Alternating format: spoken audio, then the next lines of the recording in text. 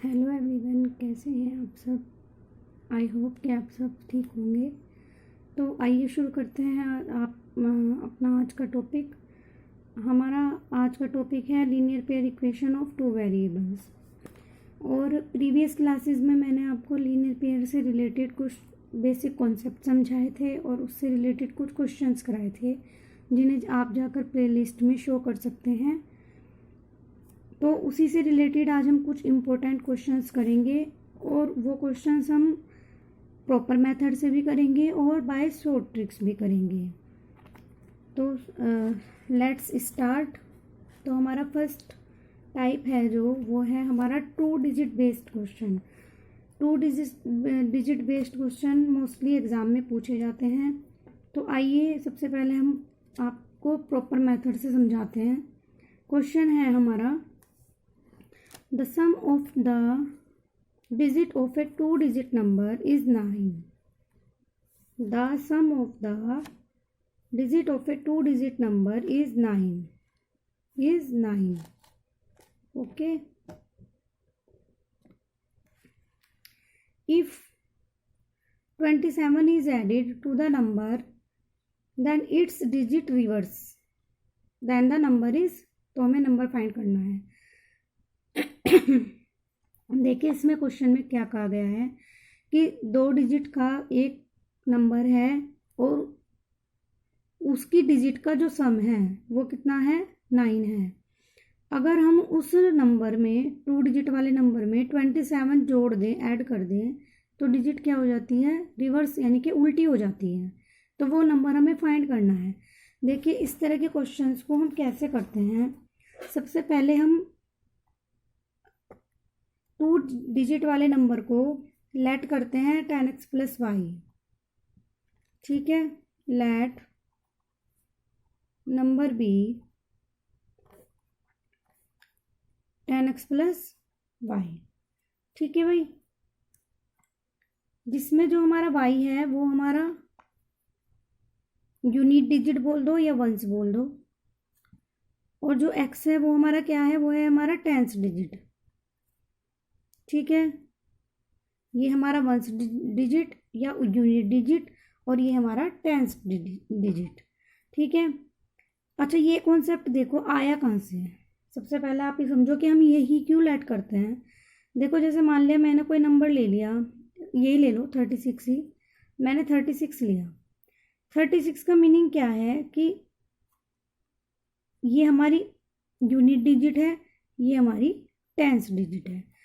तो tens digit में यानी कि 10 में टेंस डिजिट को मल्टीप्लाई करो प्लस यूनिट डिजिट का सम कर दो। 10 में टेंस डिजिट को मल्टीप्लाई करो प्लस यूनिट डिजिट को प्लस कर दो। ठीक है, तो हमारा वही 30 प्लस 6 36 आ जाएगा। तो ये कॉन्सेप्ट हमारा यहाँ से आया कि 10 की मल्टीप्लाई तो होगी टेंस डिजिट में, ठीक है, और उसमें यूनिट डिजिट हमारी प्लस हो जाएगी। तो इसलिए हम 10x प्लस वाई इसको लेट करते हैं ऑलवेज। तो इसका देखो इसमें क्वेश्चन में कहा है कि the sum of the digit हमारी कौन कौन सी है, y और x। ठीक है, या x और y, उनका सम हमें दिया हुआ है 9। तो हमारी इक्वेशन बन जाएगी फर्स्ट कंडीशन के अकॉर्डिंग, हमारी इक्वेशन बन जाएगी, ये हो जाएगी हमारी इक्वेशन फर्स्ट कंडीशन के according, x plus 9 equals to 9, x plus Y equals to 9। ठीक है, इक्वेशन नंबर 1 लेट कर लेते हैं। कंडीशन 1 से आया ये, क्योंकि इसने कहा था कि उनकी डिजिट का जो सम है, मतलब x प्लस वाई डिजिट हुई, इनका सम कितना है, 9 है। सेकंड कंडीशन में इसने कहा है कि अगर हम इस नंबर में, ये जो नंबर था 2 डिजिट का नंबर, इसमें अगर हम 27 ऐड कर देते हैं, तो करिए भाई 10x प्लस वाई में 27 अगर हम ऐड कर देते हैं तो क्या हो जाता है, तो जो डिजिट है वो हमारी रिवर्स उल्टी हो जाएगी। पहले 10x प्लस वाई थी, अब क्या होगा, वंस की जगह टेंस वाली डिजिट आ जाएगी और टेंस की जगह वंस वाली डिजिट आ जाएगी। तो ये लिखेंगे हम इसको 10y प्लस x, उल्टा हो गया। ठीक है, अब इसको अगर हम सोल्व करते हैं, 10x इधर आएगा तो कितना हो जाएगा, 10x minus X plus Y minus 10y। 27 को इधर ले जाइए राइट हैंड साइड में, 10x माइनस एक्स 9x हो गया, y माइनस 10 माइनस के 9y हो गया, माइनस के 27। देखिए ये इक्वेशन हमारी किससे डिवाइड हो रही है, 9 से पूरी इक्वेशन डिवाइड हो रही है। अगर डिवाइड होती है दोनों साइड्स तो हम डिवाइड करते हैं, अदरवाइज हम इसको ऐसे ही छोड़ देते हैं। तो यहाँ पे ये 9 से पूरी डिवाइड हो रही है हमारी। तो x minus Y equals to minus के 3, 9 3 जा 27। तो ये इक्वेशन नंबर बनी हमारी 2। ठीक है, अब मेथड क्या कहता है, तो अगर हम प्रॉपर मेथड से करते हैं, हमारे पास मैंने बताया था आपको प्रीवियस क्लासेस में, आप प्लेलिस्ट में वो जो हमारे लेक्चर हैं इससे रिलेटेड वो जरूर वॉच करिए, आपको बहुत हेल्प मिलेगी, बेसिक कॉन्सेप्ट क्लियर होंगे आपके। तो देखिए 3 मेथड थे, सब्सटीट्यूशन था, एलिमिनेशन बाय इक्वेटिंग कोफिशिएंट था। ठीक है, यहाँ पे पहले से इक्वल है कोफिशिएंट इनके, और थर्ड हमारा क्रॉस मल्टीप्लिकेशन मेथड था। तो तीनों में से कौन सा भी मेथड हम यूज़ कर सकते हैं।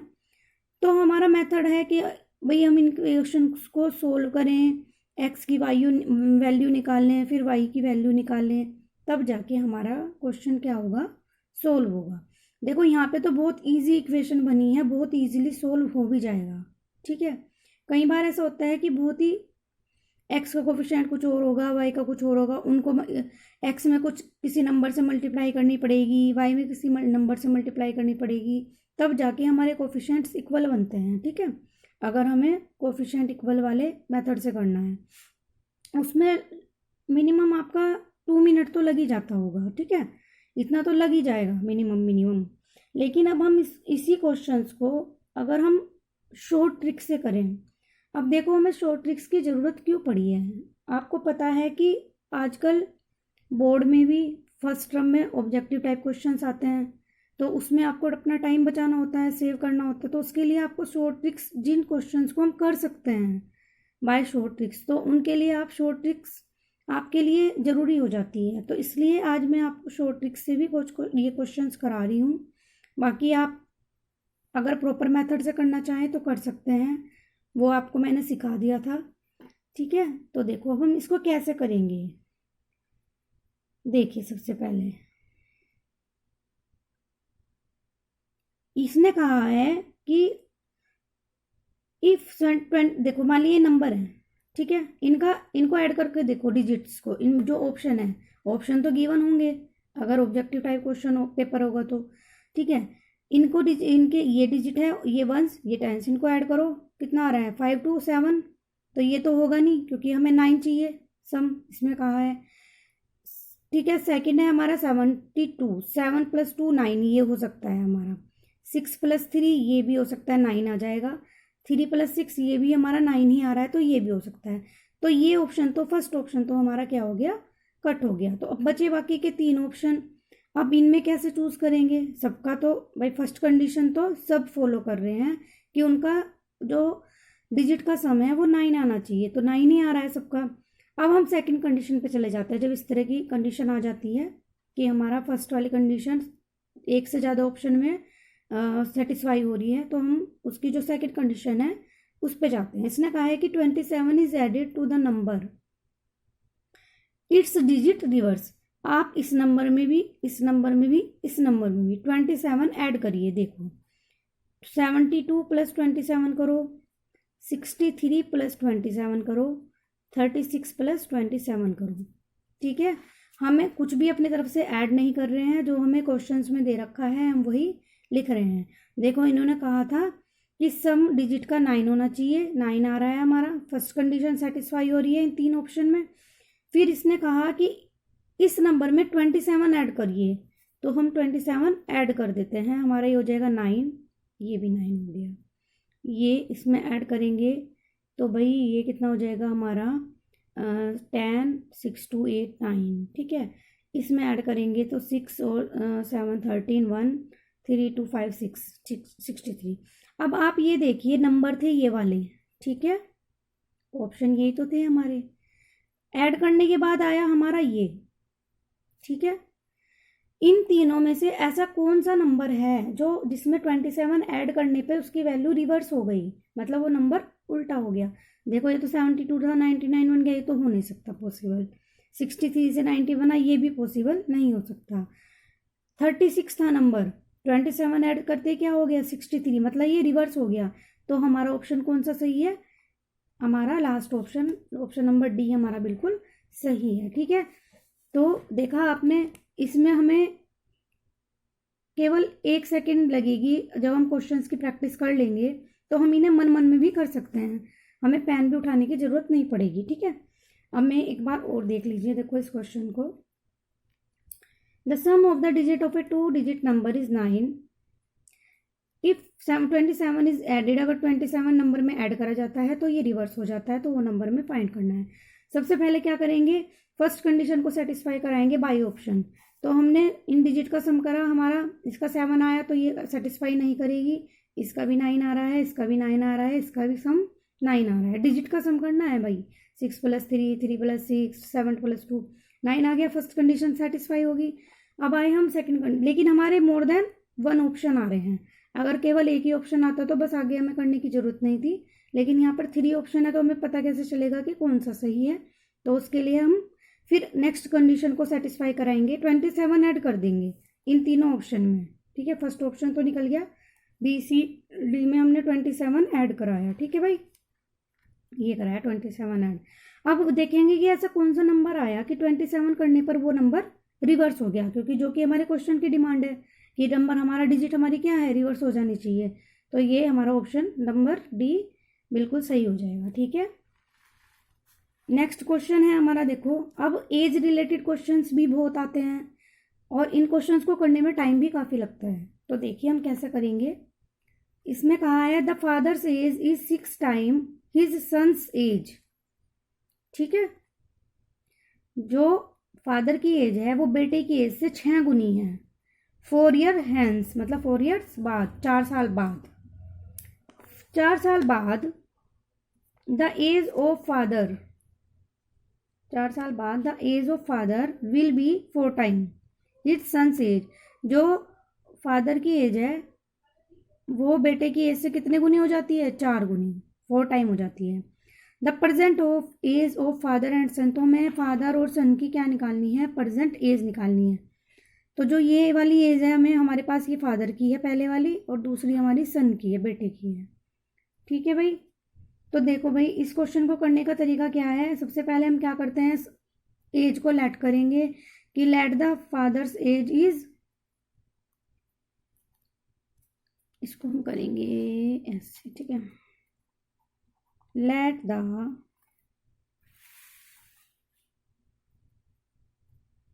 फादर्स प्रेजेंट एज, हमने कितनी मानी, एक्स मान लेते हैं, एक्स ईयर। सन की हम क्या मान लेंगे, सन की प्रेजेंट एज हमने मान ली वाई ईयर। ठीक है, लेट करनी पड़ेगी कंडीशन के हिसाब से। फादर की एज 6 टाइम हिज सन। ठीक है भाई, तो ऐसे लिख सकते हैं हम, father age X, first condition is 6 time of son, या x - 6y = 0। इक्वेशन नंबर 1 बनी, कंडीशन फर्स्ट से आ गया। 4 ईयर हैंस, 4 साल बाद, तो 4 ईयर इसमें ऐड हो जाएगा, 4 ईयर इसमें ऐड हो जाएगा।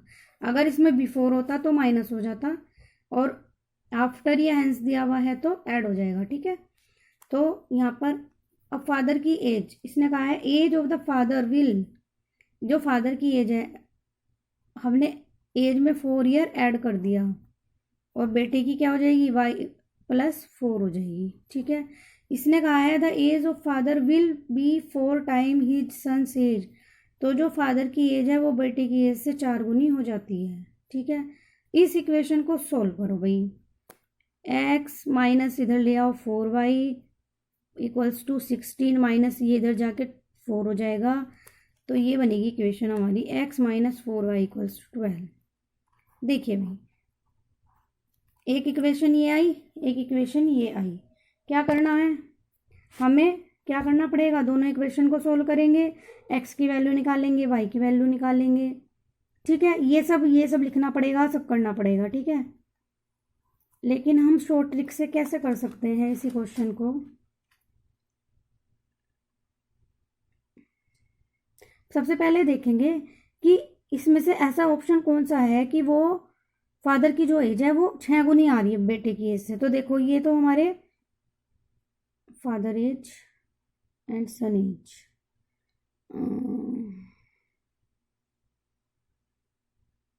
देखो 4 6 जा 24 आ रहा है, आ गया इसमें 6, 5 6 जा 35 वो 30 आ रहा है, 6 6 जा 36 आ रहा है, 3 8 जा 24 आ रहा है। तो ये ऑप्शन तो हमारा हो गया कट। इनमें सब में 6 आ रहा है ना, 6 टाइम ही तो कहा है इसने, 6 टाइम होनी चाहिए, 6 गुनी होनी चाहिए, सब में आ रही है 6 गुनी।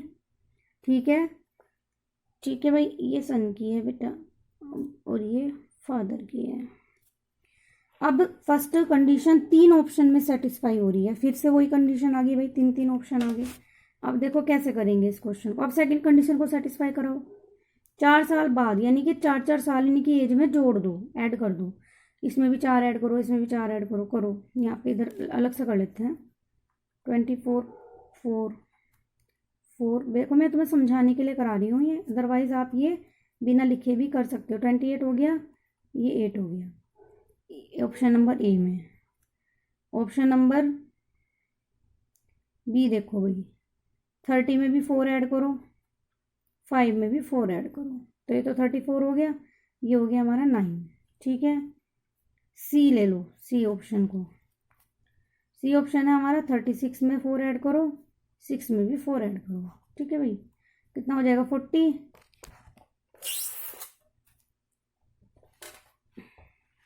ये हो जाएगा हमारा 40 और ये हो जाएगा हमारा 10।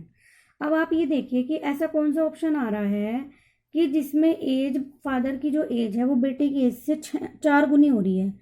तो ये तो इससे कटेगा ही नहीं, इसमें तो कुछ मतलब ही नहीं बैठता। 9 के टेबल में भी 9 4 जा होता 36 होता, ये भी गलत है। अगर हम इसको डिवाइड करें आपस में तो देखो ये इससे 4 गुनी है। ठीक है, 4 टाइम आ रही है कि नहीं आ रही है, तो 10 4 जा आ गया। फादर की एज बेटे की एज से कितनी आ रही है, फादर की जो एज है बेटे की एज से कितनी आ रही है, 4 गुनी आ रही है कि नहीं आ रही है, इसको हटा दो ये। ठीक है, तो बस यही हमारा ऑप्शन है। देखो एक बार और समझ लो क्वेश्चन को। इसमें कहा है कि पिता की जो एज है वो बेटे की एज से 6 टाइम 6 गुनी है। 4 साल बाद जो फादर की एज हो जाती है वो बेटे की एज से 4 गुनी हो जाती है। तो हमें प्रेजेंट एज निकालनी है। तो हमने प्रेजेंट एज को क्या, देखो प्रॉपर मेथड तो ये है कि हमें प्रेजेंट एज एक्स मान लें, वाई मान लें, फिर जो कंडीशन है उनको सेटिस्फाई करा के और इक्वेशन बनाएं, फिर उन इक्वेशंस को हम सोल्व करें। ठीक है, इसमें बहुत टाइम हमारा लॉस हो जाता है। तो शॉर्ट ट्रिक से हम कैसे करेंगे, हमें ऑप्शन गिवन होंगे, उन ऑप्शन की हेल्प से हम कंडीशन को सेटिस्फाई कराएंगे, पहले फर्स्ट कंडीशन फिर second condition, and then questions को फिर हम मिनटों में सोल्व कर लेंगे, सेकेंडों में सोल्व कर लेंगे। ठीक है, तो देखिए जैसे फर्स्ट ऑप्शन था, हमें सबसे पहले फर्स्ट कंडीशन सेटिस्फाई करानी है कि जो फादर की एज है वो बेटे की एज से 6 गुनी आनी चाहिए। तो देखो 4 6 24 6 गुनी आ रही है, 5 6 30 6 गुनी आ रही है, 6 6 36 6 गुनी आ रही है, बस 3 8 24 ये नहीं आ रही है। ठीक है, तो ऑप्शन डी तो हमारा पहले कट हो गया। अब हमारे पास 3 ऑप्शन आ रहे हैं जिनकी कंडीशन फर्स्ट कंडीशन जो सेटिस्फाई कर रहे हैं। अब सेकंड कंडीशन पे पहुंचते हैं। इसने कहा है कि 4 साल बाद जो एज है वो फादर की जो एज है वो 4 गुनी हो जाती है अपने बेटे से। तो हम क्या करेंगे, 4 साल बाद मतलब उसमें 4 साल ऐड हो जाएंगे, 4 ईयर हैंस मतलब 4 ईयर आफ्टर, तो 4 ईयर ऐड करो, इसमें भी 4 ऐड करो, इसमें भी 4 ऐड करो, इस वाले ऑप्शन में भी 4 ऐड करो, इस वाले ऑप्शन में 4 ऐड करो। डी में करने की जरूरत नहीं है। 4 जब हम ऐड करते हैं 24 4 28 हो जाएगा, 4 4 8। देखो ये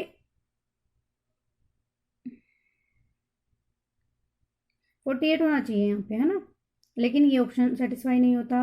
ये यहाँ पे 36 होना चाहिए था, 9 6 जा, ये भी ऑप्शन हमारा सेटिस्फाई नहीं होता। देखो हमारा यहाँ पे आ रहा है 10 4 जा 40, तो ये ऑप्शन हमारा सेटिस्फाई हो रहा है। ये ऑप्शन कौन से का था, ये ऑप्शन था हमारा सी वाले का। तो जो ये सी ऑप्शन है ये दोनों कंडीशन को क्या कर रहा है, सेटिस्फाई कर रहा है। तो बाई ऑप्शन हम ऐसे कर सकते हैं। ठीक है, कई बार ऐसा होता है कि फर्स्ट ऑप्शन में ही हमारा आंसर आ जाता है, तो हमें आगे के ऑप्शन ट्राई करने की जरूरत ही नहीं होती। ठीक है, तो आप इस तरह से ये क्वेश्चंस कर सकते हैं। अब ए से रिलेटेड ही एक क्वेश्चन और कराना है आपको। देखिए इससे रिलेटेड ही ये क्वेश्चन, और जिससे कि आपको और कॉन्सेप्ट अच्छे से क्लियर हो जाएगी। देखो इसमें क्वेश्चन है, at the present ages of a father and his son are in the ratio 7:3 and they will be in ratio 2:1 and they will be in ratio 2:1।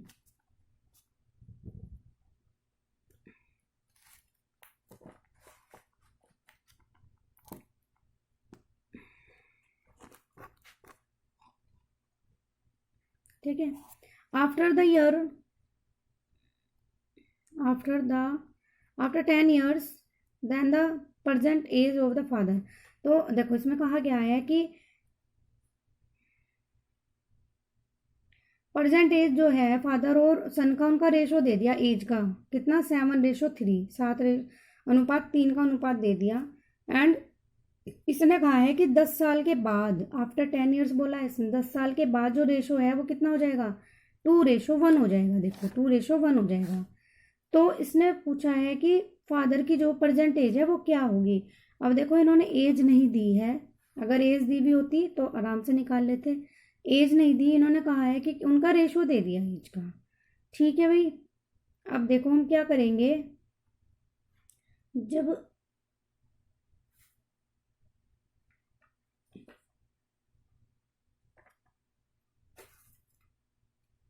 As का इन्होंने रेशो दे दिया, तो देखो इस इक्वेशन में हमें रेशो का मतलब क्या होता है, डिवाइड करना। ठीक है, हम 7 से ना इसको क्या करेंगे, डिवाइड करेंगे। 7 से इसको डिवाइड करेंगे। देखो पहले इन ऑप्शंस को डिवाइड करो, 7 से डिवाइड करो, कितना हो जाएगा, 6 आ गया। यहाँ पे 7 से डिवाइड करेंगे तो कितना आएगा, 8 आ गया। यहाँ पे 7 से डिवाइड करेंगे तो कितना आ गया, 10 आ गया। यहाँ पे 7 से डिवाइड करेंगे तो कितना आ गया, 11 आ गया। ठीक है भाई, अलग अलग आ गया डिवाइड करने का। कंडीशन कौन सी, देखो हमने लेट करा कि फादर की एज कितनी है, 7, 10 आ गया ना। इसने कहा ना कि प्रेजेंट एंड एज 7:3 है, और 10 साल के बाद वो कितनी हो जाती है, 2:1 हो जाती है। तो देखो फादर की एज हमने, इसकी एज में 10 ईयर ऐड करो। अभी हमारा ये ऑप्शन सेटिस्फाई हो नहीं रहा, ठीक है, तो 10 ईयर ऐड कर लेते हैं। 42 में भी 10 ईयर ऐड करो।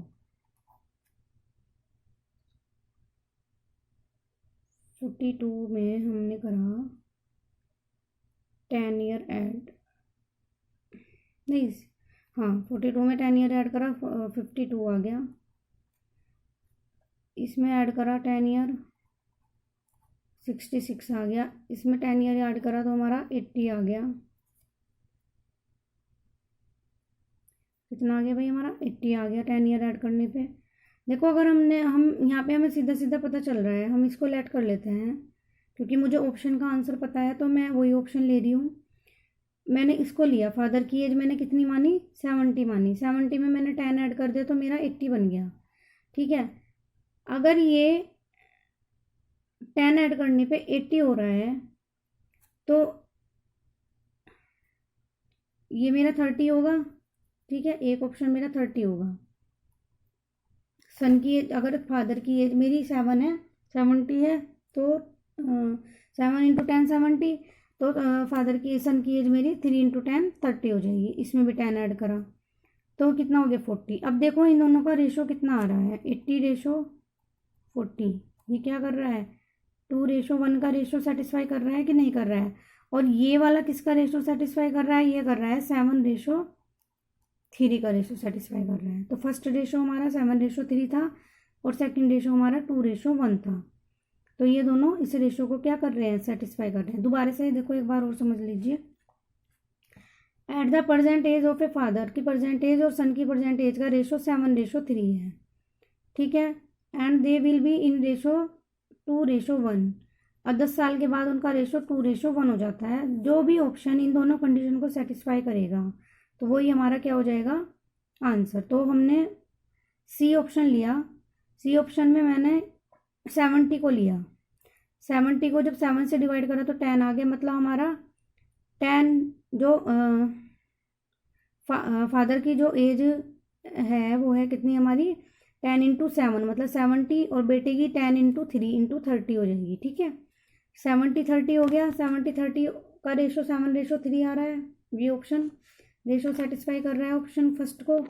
फिर अगर हम इसमें 10 ऐड कर दें, इसने कहा आफ्टर 10 ईयर, तो हम इसमें 10 ऐड कर देते हैं तो 80, ये हमारा 80 बन जाएगा, ये हमारा 40 बन जाएगा।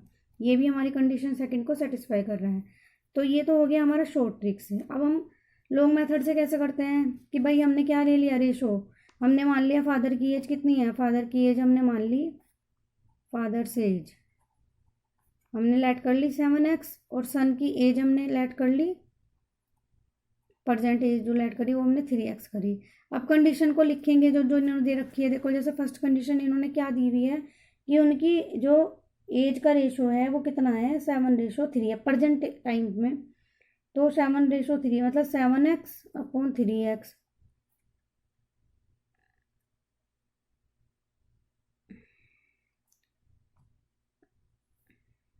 सॉरी, यहाँ पे ना x और y मानेंगे, ठीक है, क्योंकि हम 2 वेरिएबल में कर रहे हैं ना। तो हम लिखेंगे कि x/y इक्वल्स टू है हमारा 7/3। तो यहाँ हो जाएगा 3x - 7y इक्वल्स टू 0। एक इक्वेशन तो ये बन गई हमारी। फिर सेकंड कंडीशन को लिखेंगे। उसने कहा है कि रेशो कितना बन जाएगा 10 साल के बाद, तो 10 साल ऐड कर दो दोनों की एज में, 10 + y x और 10 + y, दोनों की एज में 10 ऐड कर दिया, तो रेशो कितना हो गया हमारा 2/1 का रेशो हो गया। अब इस इक्वेशन को सोल्व करो, 10 + x इक्वल्स टू 20 + 2y, ठीक है, या x - 2y = 10। दो इक्वेशन आई, दोनों इक्वेशन को क्या करेंगे, कोफिशिएंट को इक्वल बनाएंगे, 3 से मल्टीप्लाई करनी पड़ेगी इक्वेशन नंबर 2 में। फिर इसको सोल्व करेंगे, एक्स वाई की वैल्यू निकल जाएगी। ठीक है, किसी भी मेथड से सोल्व कर सकते हैं तीनों में से।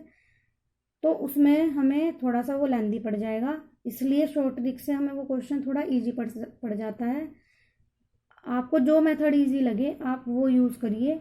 अगर आपको लेंदी मेथड से करना ज़्यादा अच्छा लगता है तो वो करिए, अगर शॉर्ट ट्रिक से करना अच्छा लगता है तो शॉर्ट ट्रिक से करिए। बस शॉर्ट ट्रिक से ये फ़ायदा होगा कि आपका टाइम क्या हो जाएगा, सेव होगा। ठीक है, अगर आपको मेरे लेक्चर पढ़ाए हुए समझ में आ रहे हैं, अच्छे लग रहे हैं, तो प्लीज़ आप शेयर करिए, लाइक करिए और सब्सक्राइब करिए, और अगर इसी तरह से अपना प्यार देते रहिए। Thank you.